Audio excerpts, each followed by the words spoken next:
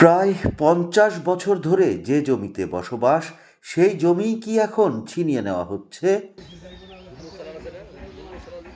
শরীয়তপুরের ভেদরগঞ্জ উপজেলার ৯১ নং চরভাগা মৌজার ১ নম্বর খাসখতিয়ানের ০.৪০ একর জমি নিয়ে নতুন করে উত্তেজনা।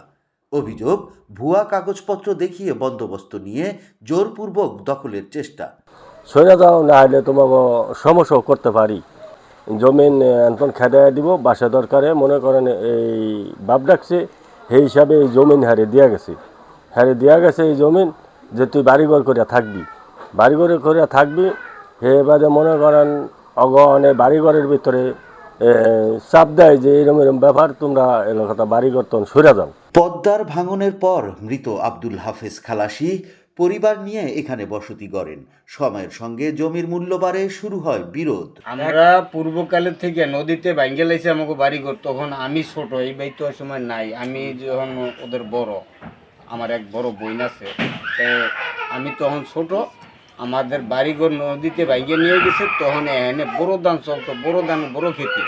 এর মধ্যে আয়া আমার বাবাই ঘর দুয়ার নামায় বাড়িঘর করছে, আমরা করছি। আর এই যে যারা নিয়ে আমাদেরকে নির্যাতন করতেছে, এরা এই দুইটা বাড়ি এই চরের মধ্যে নামাইছি। এরপরে এই আস্তে আস্তে এই বাড়িঘর হয়েছে। পূর্বের থেকেই এই খাসে এই পর্যন্ত আমরা দখলে আমরা আছি। পরিবারের দাবি, প্রতিপক্ষ বিভিন্ন সময় গাছ কাটা, ফসল নষ্ট ও ভয়ভীতি প্রদর্শন করেছে। সম্প্রতি তারা ভূমিহীন বন্দোবস্ত নিয়েছে বলে জানা গেছে। সর্ষা ধান সব কাটতে বাকি দিলেই তো হ্যাঁ, আমাকে বাড়িতে এখন একলা, আর হুটো ওই মালিকের বাড়িটা ছিল। পরে নেওয়ার পরে আমার মায়ে কাজে লড়াই করে কান্দে কাটতে, পরে হে হরকার গিয়ে আনতো, বাচ্চা দরকার পরে আনতো মতন এই হের আবার মনে করেন যেমন সমাধান করতো। হেরা আবার ২-৩ দিন যাইতো, আবার ছাগল ফালতো, গরু ফালতো, আবার এই টাইলে খিচা লিয়ে দিত। প্রতিফল ওরা হুমকি দামকি দিতে আসে। আর ওই গাছগুলোর কাজটা লিয়ে দিব।